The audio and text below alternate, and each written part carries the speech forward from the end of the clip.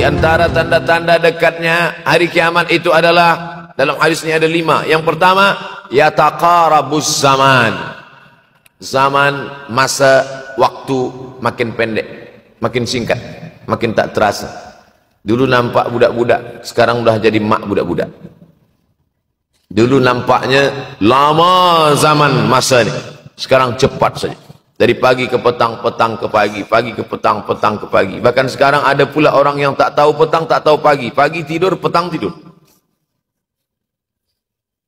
Tak terasa saya ini sudah 8 kali datang ke Kuala Lumpur. Awal-awal sekali 2014, 2015, 16, 17, 18, 19, 20. Sudah kali yang ke-7. Saya datang setahun sekali saja setiap bulan Februari. Bulan Februari datang. Rupanya dah yang ke-7 kali. Bulan Februari. Ini saya bagi tahu supaya kita semua faham. Saya datang bulan Februari, supaya tak datang balik, datang balik, datang balik, datang balik.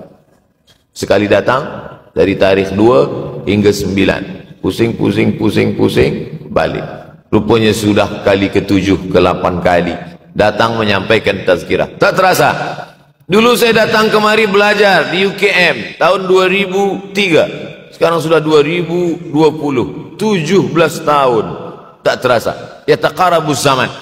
Tanda-tanda kiamat, fitnah akhir zaman sudah dekat adalah yataqarabus zaman, kata Nabi SAW. Waktu tak terasa. Tak terasa.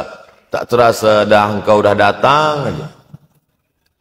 Tak terasa waktu begitu cepat engkau sudah datang saja nak menagih hutang.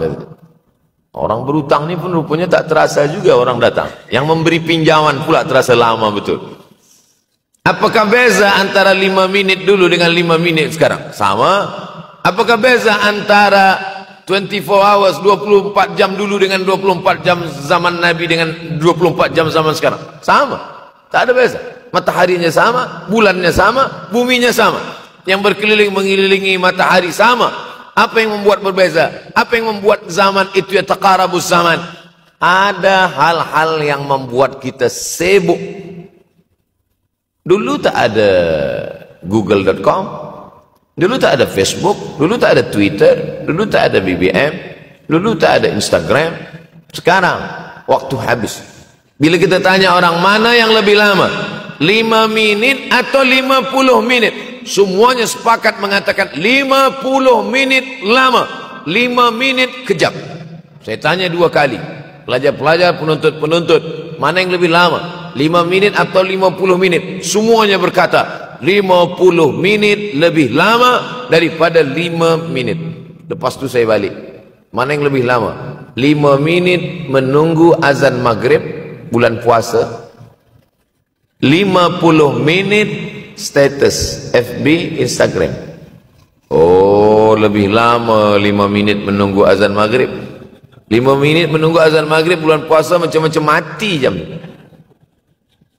50 menit hilang waktu tak terasa.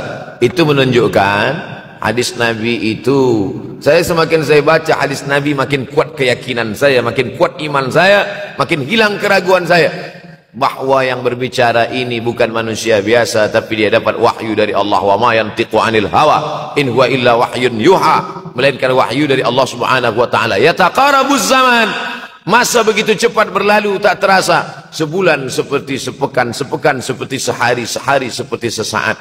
Akhirnya kita pun kehilangan waktu, habis. Saya Ustaz Abdul Somad, memang zaman ini tak terasa, cepat betul. Rasa-rasa kejap-kejap dah bulan Ramadan. Tak terasa baru saja Idul Fitri dah masuk pula lagi. Masya Allah, begitu cepatnya masa berlalu. Maka jangan sampai kita, semakin saya baca hadis ini, semakin kuat keyakinan saya bahwa Nabi Muhammad SAW mendapat wahyu dari Allah Subhanahu wa taala. Semakin kuat keyakinan dan keimanan. Kenapa? Seandainya Nabi berkata zaman nanti di akhir zaman itu semakin cepat, semakin dekat, semakin berlalu tak terasa, tapi kemudian zaman yang kita lalui tak sama seperti yang dikatakan Nabi. Mungkin datang juga keraguan dalam hati, betulkah ini?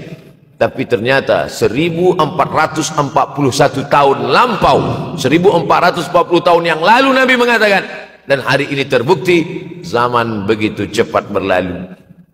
Masya Allah, tabarakallah. Hari inilah ditemukan internet, hari ini datang television, hari ini datang WhatsApp, hari ini datang yang melalaikan kita daripada Allah subhanahu wa ta'ala. Sehingga waktu datang sembang-sembang, cerita-cerita, tengok ini, update ini, tulis ini, tengok ini, pandang ini.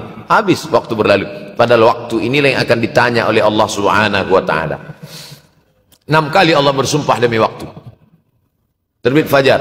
Wal fajri wa layalin nashr. Masuk waktu subuh. Was subhi idza tanaffas. Masuk waktu duha. Wad duha wal laili idza saja. Masuk waktu siang. Wan nahari idza tajalla. Masuk waktu asar. Wal asri innal insana lafi khusr.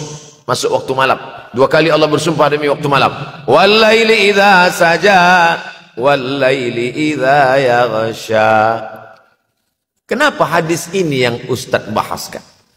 Kami nak mendengar hadis tentang Dajjal dah lahir atau belum? Dajjal dah hadir. Mana bukti Dajjal dah hadir?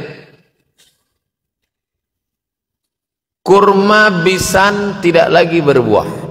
Bila kurma bisan tidak berbuah, Dajjal dah datang. Kurma bisan sekarang sudah berkurang, tak berbuah. Lalu kemudian apa lagi?